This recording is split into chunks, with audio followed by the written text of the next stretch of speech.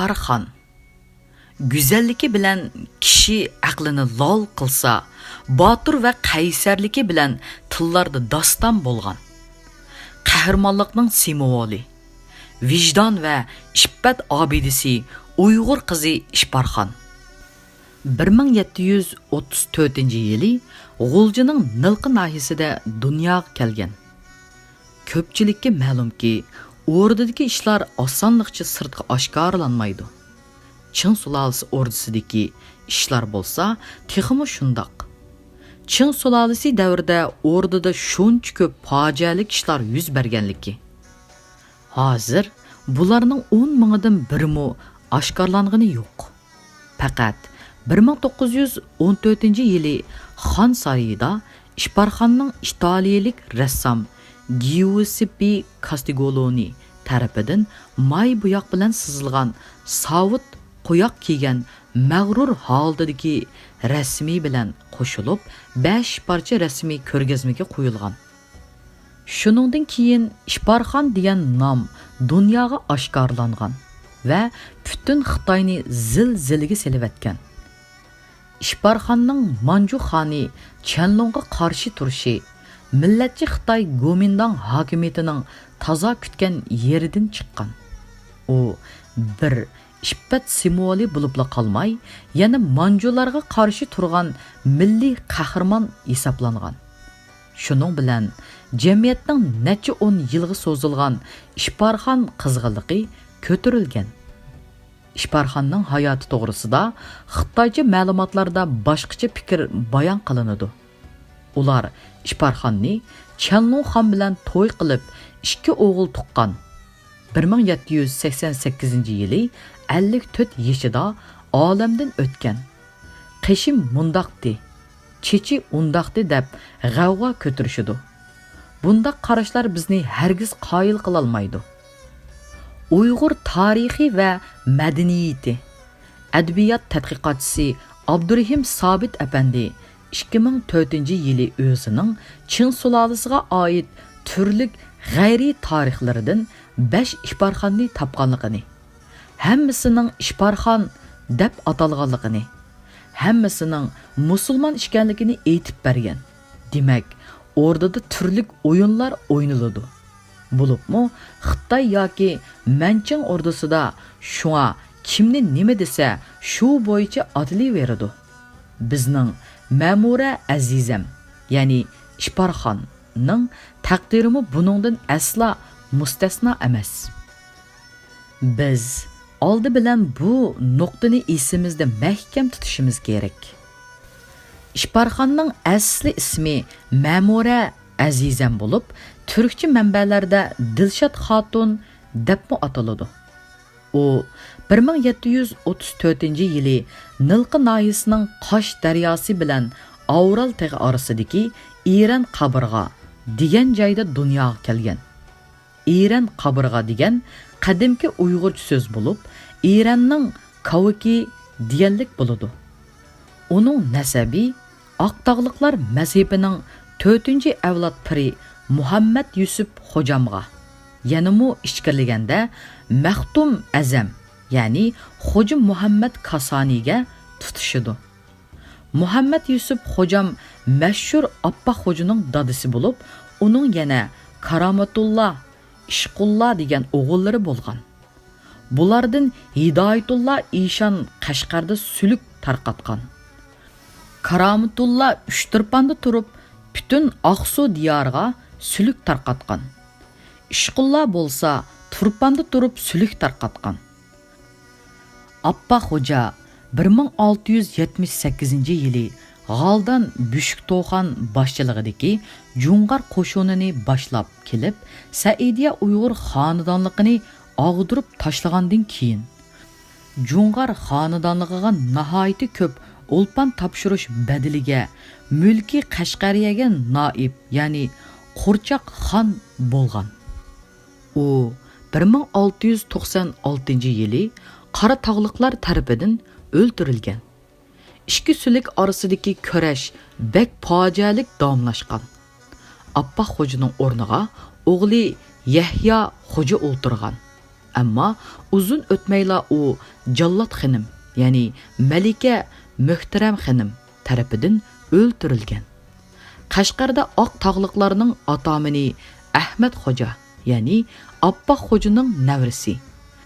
Poytaxt Yarkentda qora tog'liqlarning atomini Daniyal Xo'ja taxtda o'ltirgan. 1713-yili yangidan taxtda o'ltirgan Jungar xoni Sivan Arabdan ikkinchi qitim mulki Qashqariyaga hujum qilib kirgan. Daniyal Xo'ja Yarkent darvozasini ichib bergan. Ammo Ahmad Xo'ja Qashqar darvozasini taqab urush qilgan va Jungarlarni ko'p talofatga uchratgan. Oxir mag'lub bo'lib asirga tushib qolgan. Jungarlar uni jadi jamoati bilan qo'shib, elidagi Iran qabrig'iga nazarband qilgan. Mushu surgunda Mo'ng'ullarning nazorati ostida yashab yurgan yillarda Ahmad Xo'jamning Burhondin Xo'ja, Yoqub Xo'ja, ya'ni Xo'ja Jahon, Yusuf Xo'ja, Sidiq Xo'ja qatorliq farzandlari dunyoga kelgan. Jungarlar uzun o'tmay mulki Qashqariyaning noibligini, qora tog'liqlarning atomini Daniyal Xo'jamning qo'liga tutqazgan. Yuqorida Muhammad Yusuf Xo'jamning ikkinchi o'g'li Karamitulla Xo'jamni Uchturponga sulh tarqitishga avatganligini tilga ilib o'tgan edik. Karamitulla Xo'jamga uning o'g'li Mo'min Xo'jam, keyin Mo'min Xo'jamga o'g'li Ali Xo'jam varislik qilgan. Ali Xo'jam davrida mulki Qashqariyaning huquqi qora tog'liq xo'jalarining qo'lida bo'lg'achqa, Ali Xo'jam Uchturponda turolmay ilg'a. Navri aksi Ahmad Xo'jam nazarband qilingan Iran qabrig'iga kelgan. 1734-yili İbral tog'ining bag'rida, Qosh daryosi bo'yida, ya'ni Iran qabrig'ida Ma'mura azizam, ya'ni Ishparxon dunyoga ko'z ochgan. Ma'mura azizam xo'jalar yuqori tabiqasidan kelib chiqqanligi va Qosh daryosi bo'yida tinch osoyish turmush kechirganligi. Bu yerdagi ilm muhitidan yetarlik uzuq olganligi sababidan 15 yoshga kirmayla ilmda ko'zga ko'ringan. Onunga bir avri aksi, ya'ni Ahmad Xo'janing o'g'li, ya'ni Kichik Xo'ja yoki Xon Xo'ja deb atalgan Xo'ja Jahon boshdan oxir ta'lim bergan va qalamdimi, alamdimi yetishgan mahorat egasiga aylantirilgan. Ma'mura azizam 16 yoshga kirgan yili Xo'ja Jahon bilan to'y qilgan. Tarix nomalarda ularning Xoqoni Azam ismlik o'g'il farzand ko'rganligi yozilgan bo'lsa-mu, bu o'g'ilning keyingi taqdiriga munosabatlik hozirgacha hech qanday ma'lumot yo'q. 1753-yilga kelganda Jungar xonligi taxti, ya'ni hozirgi Sharqiy Turkistonning Shimoliy va Yatsu rayoni Cho'ng Serin Donubning navrisi Duvachining qo'liga o'tadi. Duvachi cho'ng siyosiy suiqasdchi Amursonning yordamida Jungar taxtini egallaydi. Ammo uzun o'tmayla ikkisining orasida ziddiyat ko'riladi. Amursona oxiri yengilib, Xitoy Manching sulolasidan madad tilab Bejingga boradi va Manju qo'shinlarini boshlab kelib 1755-yili yozda Jungar xonligini og'dirib tashlaydi. Jungar xonlik taxti qo'liga tegmagan Amursona 1756-yili Qing sulolasiga qarshi isyon ko'taradi va mag'lub bo'ladi. 1757-yili Rossiya tavasiga qechib borganda chechak kesili bilan o'ladi. Jungar xonligini og'dirgandan keyin Amursona va Husayn Xo'ja, Xo'jasi Bey, Amin Xo'ja, Yusuf Xo'ja qatorliq xo'jalarning yo'l ko'rsatishi bilan Burhoniddin Xo'ja 5000 lashkar tashkillab Sharqiy Turkistonning janubiga yurish qiladi va bir necha oyga qolmayla qora tog'liqlarni supurib tashlab o'z hokimiyatini tiklaydi. Inisi Xo'jajahan il rayonida qoladi. Bu chaqda Jo'ng'arlar hozirgi ichki Mo'ng'ul va tashqi Mong'oliyaga turkumlab ko'chib ketib, il rayonida asosan Uyg'urlar qolgan edi. 1757-yili Xo'jajahan aksi bilan birlish uchun Amirsana bilan jang qilib, Talamat davonidan eshib puchog'i keladi va hokimiyatni qo'liga oladi. Chunki Xo'jajahan aksi Burhoniddin Xo'jaga qaraganda ilmlik, jang mahoratlarida pishqan, siyosatchi va yiroqni ko'rar, tadbirli kishi edi. Xo'jajahan bir tarafdan Chin sulolasi bilan ap o'tishga tirishgan bo'lsa, yana bir tarafdan agar Chin sulolasi qo'shin boshlab kelib qolsa, qarshi jang qilish tayyorligini puxta ishlaydi. Chunki u Xitoyning cho'qim Xitoyligini qilib, Sharqiy Turkistonni besib olishga uringanligini bilatdi. U g'oyilik ham jasoratli kishi bo'lib, kelgusida butun Sharqiy Turkiston ziminidan tajovuzchi Manju Xitoylarini qo'g'lab chiqarishni niyat qiladi. U Kuchada mustaqil bir davlat qurib, davlatning ismini Baturxon davlati deb ataydi. Bu vaqtda Chin sulolasining cheriklari Kuchaga hujum qiladi. Shuning bilan Baturxon davlatining podshohi Xo'jajahan 1757-yili Chin sulolasi bilan Kuchada rasmiy urush boshlaydi. Bu urush 1759-yilgacha 3 yil davom qiladi. Oxirida Xo'jajahanning o'z jamoatidan chiqqan Husayn Xo'ja, ya'ni Xo'jajahanning tog'isi, Turdi Xo'ja, ya'ni Ma'mura Azizamning aksi, Qumulliq Yusuf Xo'ja, Turpalliq Amin Xo'ja, Kuchaliq Mirza Hadi Xo'ja qatorliq xo'jalar va qirg'izlarning kayni-kaynidan osiylik qilishi bilan cho'ng kichik xo'jalar yengilib Badaxshonga qochadi. Badaxshon hokimi Muzaffar Sulton Shoh Chin sulolasining tahdidi va nurg'un sovg'a salomlarga oldinib, podshoh Xo'jajahan bilan aksi Burhoniddin Xo'jani o'ltirdi. Ma'mura Azizam, ya'ni Ishparxon, eri Xo'jajahan Baturxon davlatini qurgan kunidan boshlab Nur A'lo Nur xonim deb atalishga boshlaydi. Bu nurg'i ko'milgan e'tiborli xonish degan ma'nini bildiratdi. U eriga yordamlashib janglarda nurg'un taktikalarni bekitishga aktiv qatnashadi va xeyli ko'p muvaffaqiyatlarga erishadi. Eri o'lgandan keyin Baturxon davlatining oxirgi 400-500 lashkariga qo'mondonlik qilib, O'rta Osiyoni birer yildek aylanadi. Oxirida yana Pamir orqali Qashqar chegarasiga hujum qiladi. Ishparxon bu jarayonda bo'lgan bir qatimliq urushda asirga tushadi.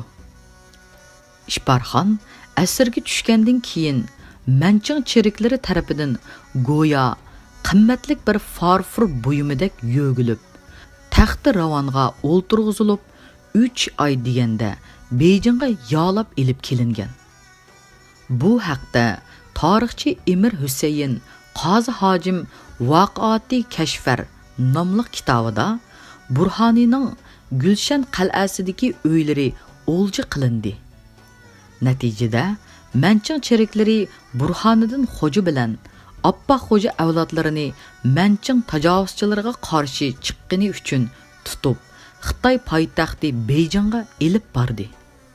Shu jumladan Appa Xo'janing mashhur navrisi Ma'mura Azizam Pashonimi asir qilib Beyjingga apardi deb yozgan.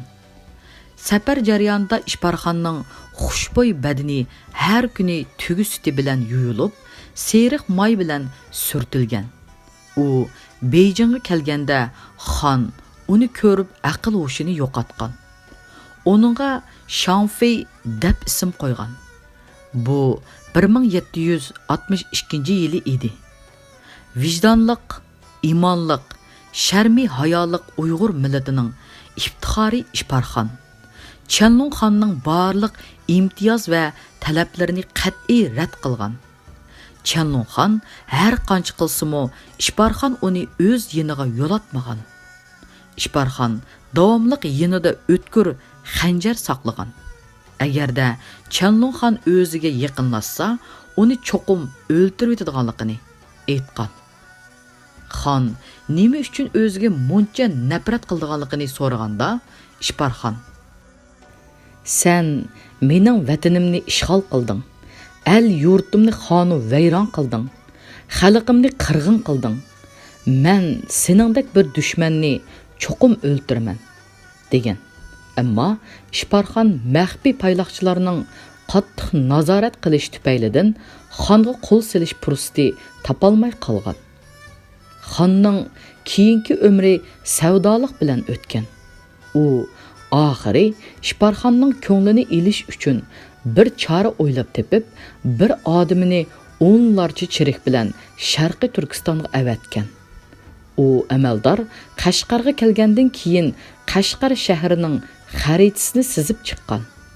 Buning bilan birga Qashqardan tomchi, yog'ochchi, oshpaz, navoy, qassob, to'mirchi degandek 40-50 hunarvanni tanlab, ularni oilalari bilan qo'shib, taxminan 200 dan ko'p Uyg'urni majburiy holda Beyjingga ilib kelgan. Shunda qilib Чанлун хан nurg'un kishilarni ishlatib 5-6 oy ichida Beyjingdagi xon saroyining yeniga Qashqar shahriga o'xshatib bir mahalla bino qildirgan. Mahalla putkicha Ишбарханга uqtirmagan. Чанлун хан mahalla putgandan keyin Ишбарханның xonasiga kelib, uni xo'shal qiladigan bir yangilikni ko'rsatadiganligini aytib, kenizak va muhofizatchilarni agashtirib, Ишбарханni Qashqar mahallasiga ilib kelgan. Ишбархан Qashqar shahrini ko'rib hayron qolgan. Oshxona, do'konlarda osh etayotgan, non yoqayotgan, har xil kasblar bilan shug'ullanayotgan xalqni ko'rgan. Ammo ularning hammasining chiroylari g'amkin, ruhi tushkun edi. Ишбархан o'z xalqini bu ahvolda ko'rgandan keyin, "Mushu gunohsiz xalqmi meni deb vatanimdan ayrilib, musofir bo'lib kelib, mushu kuniga qapti" deganlarni ko'nglidan kechirib, texmi bak ko'ngli buzilib, yig'lig'inicha saroyga kirib ketgan. Hech ahvoli qolmagan xon bir kuni Ишбарханның oldiga kelib, "Men qandoq qilsam sizni xo'shal qila olayman?" degan. Ишбархан Чанлун xonga mansitmaganlik bilan tikilib turib, "Mening vatanimda g'o'li to'mirdan, yupurmoqlari kumushdan, mevasi oltindan bo'lgan bir meva darxi bor. Ashu meva darxini seg'indim" degan. Hayotida mundaq bir meva borligini anglab baxmagan Чанлун xon, "U mevaning ismi nima?" deb so'rashdan numus qilib, gap qilmay yongan. U vazir vuzralarini yig'ib ahvolni deganda hammasi vaqtincha bir-biriga qarab turib qilishgan. Xon necha kun ichida bir amaldorni o'nlarcha cherik bilan u xosiyatlik meva darxini elib kelish uchun Sharqiy Turkistonga avatgan. U amaldor Qashqarga kelib, Manju amaldorlari va yerlik bag to'rlardan heliqi xosiyatlik mevani so'raganda, ularmi bilolmay hayron qilishgan. Bir kuni u xosiyatlik mevani izlab chiqqan bir bag herib ketib, o'ltiradigan yer izlayotganda, oftobdan qochib bir daraxtning soyasida soydab o'ltirgan. Bir bovoyga ko'z tushgan. Bag bovoyning oldiga kelganda, bovoy salom berib, yeniga taklif qilgan. Bag birdam o'ltirgandan keyin o'zining maqsadini aytgan. Bovoy kulib ketib, "Shundoqmi bilmagan bormi? Biz u mevani jigda deymiz-ku" degan. Shuning bilan bu gap hamma tarafga pur ketgan. Bu vaqtda xonga yaxshichaq bo'lishga oldirab ketgan xushomatchi Uchturpanning Manju amaldori jigda ko'chatlarini Beyjingga yetkazib berish vazifasini ustiga oladi. U o'nlarcha mol tag'aga jigdi ko'chiti tiktirib, yuzlarcha Uyg'urni majburiy hasharga tutib, Rahmatulloh Beg degan kishini mas'ul qilib, bir qancha Xitoy amaldori birər yüz chirik bilan Beijingga yo'lga soladi. Manju chiriklari necha kun bo'la bo'lmay, ha deganda beguna bir Uyg'ur yoshni urib o'ltirib yetadi. Shuning bilan Rahmatulloh Beg boshchiligida tarixda mashhur bo'lgan jigda yig'liqi qo'zg'aloni boshlanadi. Hammamizga ma'lum bo'lganidek, bu qo'zg'alon 7 qizlarimning fojialik tarixi bilan oyoqlashadi. Chenlongxon Ishparxonga har kuni degidek nurg'un so'g'i salomlarini avatib turdi. Ammo Ishparxon bularga nazar ko'zini solmaydi. Ham Manju xonni qat'iy ko'zga ilmaydi. Vaqtning o'tishi bilan xonning savdoligi texmi kuchaydi. Bu chaqda xonning onasi o'ttirga chiqib o'g'lini cheklagan bo'lsa-mu, foydasi bo'lmaydi. Oxiri o'g'li Chenlongxonni har yili 12 ayning 22 kuni Chingdada o'tkaziladigan ajdodlarga tavob qilish murosimiga ketkizayotgandan keyin Ishparxonga qo'l soladi. Chenlongxonning onasi kenizaklar orqali Ishparxonning tamog'iga zahar solg'izib o'tadi. Ishparxon u zaharlik tamoqni yegandan keyin zaharlanib shahid bo'ladi. Ishparxonning suiqasd bilan shahid qilinish jarayoni yana mundaq yozilgan. Bir kuni Chenlongxonning onasi Ishparxonga saxta do'stlik izhor qilib, uni rasmlar sarayini ko'rib kelishga taklif qiladi. Chenlongxonning onasi bir parcha rasmning oldida turib olib, atay Ishparxonning diqqatini chekadi. Ishparxon uning yeniga keladi. Bu Badaxshan Amri Sultan Shahning Xo'ja Jahonning kallasini Manching qo'mondoniga topshirayotgan ko'rinishi tasvirlangan rasm edi. Ishparxon bu rasmni ko'rgandan keyin dahshatlik g'alyan ko'tardi. Manching xonning onasi: "Seni bizga dushman qilgan.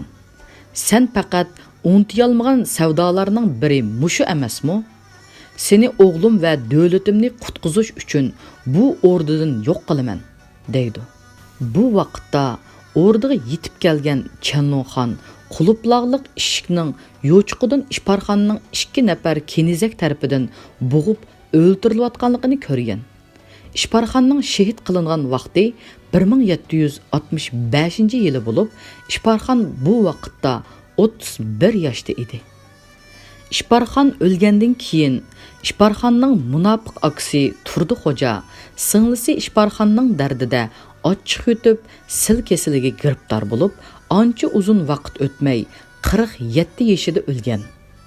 Hozirgacha yezilib e'lon qilinayotgan ba'zi manbalarda bu aka singilning jasadini Husayn Xo'ja, Paris Xo'ja, Turdi Xo'janing o'g'illari qatorliq 120 kishi elib kelib, Appoq Xo'ja mazarining ihotasi ichiga cho'ng murosim bilan dafn qildi deb yozilgan. Ba'zilar Ishparxon o'ldirilgandan keyin Ching sulolasiga xos sharqiy qabristonlikqa dafn qilingan degan qiyosni o'ttirga qo'ygan.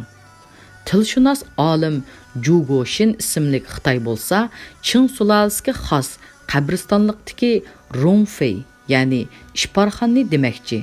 Qabriston qazilgan bosh so'ngakni tekshirib tadqiq qilishimizdan qaraganda, Rongfei birinchidan 50 yoshdan oshgan ayol, ikkinchidan ko'rimsiz ayol, uchinchidan Uyg'ur bo'lishi natoyin. Rongfei qabrisi deb atalgan bu qabra Chenlongxon hijron azobiga chidamaganligi uchun uning onasi tayyorlagan Ishparxon nomidagi qabri bo'lishi ehtimollikqa yaqin deb yozgan. Bu haqda atoqliq yozuvchi Shu Lingshao ismli Xitoy Ishparxon o'ldirilgandan keyin Chenlongxonning onasi o'g'lining ruhiy holatiga tasalli berish uchun Ishparxonga o'xshab ketadigan bir qizni tepib, o'rdaga qabul qilib, uning ismini Ishparxon deb atab olgan. Keyingilar buni uqmay ko'p hollarda xato tushunchada bo'lib kelgan. Angliyalik yozuvchi Kristin Taylor bo'lsa, Ishbarxon hikoyasi Sharqiy Turkiston va Xitoyda ko'p kishilarga tunishliq. U Sovet dobulg'i kiyib 18-asrda Beyjingda rasmiy sizilgan. Uyg'ur rassomlar bu rasmni ko'chirib sizib, Qashqardagi Appoq Xo'ja mozorida sotmoqda. Hozir buning yolg'onligi isbotlandi, deb yozgan. 1914-yili Xitoyning Osari Atiqlar o'rni 10 necha sohib Jamol qizning maybo'yoq rasmiy qatorliqlarini Yudo sarayining g'arbiy hujrasida ko'rgazma qilgan. Bularning ichida Chenlongxon davrida o'rdida yollab ishlatgan italiyalik rassom sizgan, harbiychi yasangan, ajoyib chiroyli bir qizning rasmi ko'rgazma qilingan. Rasmning ostida Ishbarxonning hayoti qisqacha bayon qilingan. Oxiriga yaqinqi zamon Xitoy shoiri Shiyinning Junhua Mingoning 7-yili bu rasmga yozgan beg'ishlama she'ri qo'shib qo'yilgan. U she'r tovandikicha: Hör güzel canan turar şemşer esip hayvat bilen. Seg'inib o'z yurtini cheksiz mehr shafqat bilan. Talpinar ravaqti qiz o'z yurtiga g'amkin beqib, kiyimi qonga bo'yalgan yig'lig'ach hasrat bilan. Qaqshitib apkeldi xon shu qizni xon diyoriga, Tangritog' qolgan g'azabda bo'g'ilib nafrat bilan.